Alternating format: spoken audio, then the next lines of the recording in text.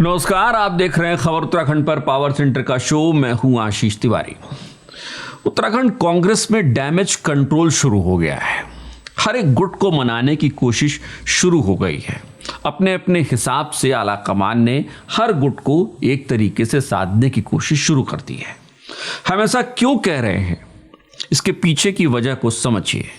पिछले कुछ दिनों में जिस तरीके से घटनाक्रम हुए हैं, उसके बाद कांग्रेस अंदर जो उसके खींचतान चल रही थी, कलह चल रही थी, वो पूरी तरीके से सतह पर आ गई थी।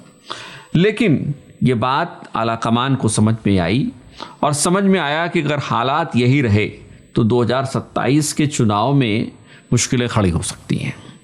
और इसके बाद आला कमान ने कोशिश शुरू कर दी कि जो अलग अलग गुट हैं उनको एक तरीके से एक साथ साध लिया जाए। अब ये हम क्यों कह रहे हैं, इसको हम आपको सिलसिलेवार समझाते हैं। पहले राजनीतिक मामलों की एक कमेटी घोषित होती है जिसमें कई बड़े नेताओं के नाम शामिल होते हैं। दो नामों का जिक्र जरूर करूंगा, एक प्रकाश जोशी और एक हरीश रावत। जो लोग भी कांग्रेस की राजनीति को पिछले कुछ दिनों से फॉलो कर रहे हैं वो ये देख पा रहे होंगे कि प्रकाश जोशी और हरीश रावत के बीच में एक तरीके से खींचतान चल रही थी।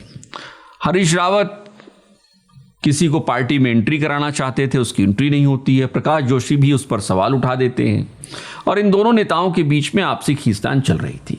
राजनीतिक मामलों की एक कमेटी बनाई जाती है, वो भी केसी वेणुगोपाल जो राष्ट्रीय महासचिव हैं, वो भी संगठन के हिसाब से संगठन को देखते हैं। उनके आने से ठीक 2 दिन पहले ये लिस्ट आती है जिसमें हरीश रावत और प्रकाश जोशी दोनों को जगह दे दी जाती है, यानी हिसाब बराबर है।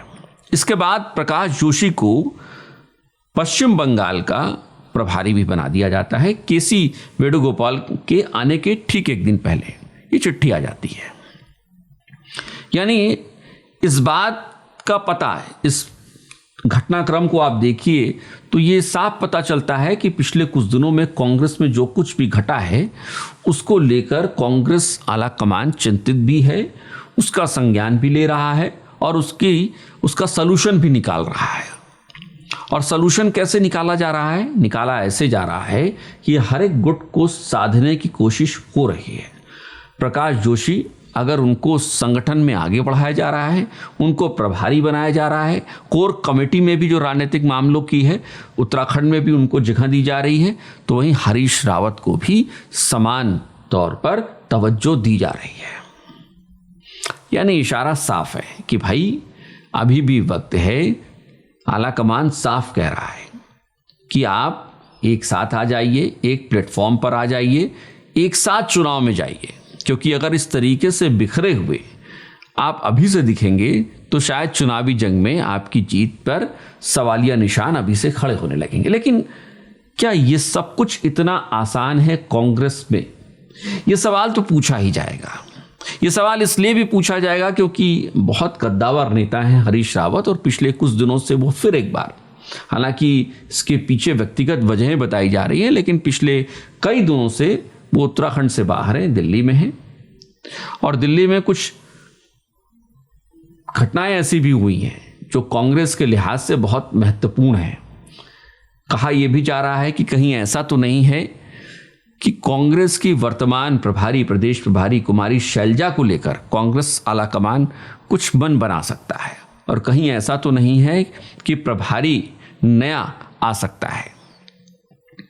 ये चर्चाएं सियासी गलियारों में हो रही हैं और केसी वेणुगोपाल का दौरा, 2 दिन का दौरा, शैलजा की भी उस दौरान मौजूदगी रहेगी। लेकिन इसके बाद तय होगा कि शैलजा लंबे समय तक बनी रहेंगी, चुनाव उनके ही नेतृत्व में, उनके ही प्रभारी रहते हुए कांग्रेस चुनाव लड़ेगी, या फिर किसी और प्रभारी को उत्तराखंड में भेजा जाएगा। लेकिन सवाल यही है कि केसी वेणुगोपाल आते हैं, उनके आने से पहले संगठन के तमाम गुटों को साधने की कोशिश की जाती है।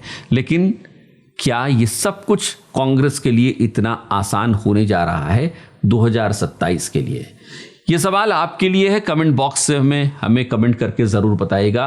और आखिर में आपसे गुजारिश, अगर अब तक आपने चैनल को सब्सक्राइब नहीं किया है तो चैनल को सब्सक्राइब करना और बेल आइकन दबाना बिल्कुल मत भूलिएगा। नमस्कार।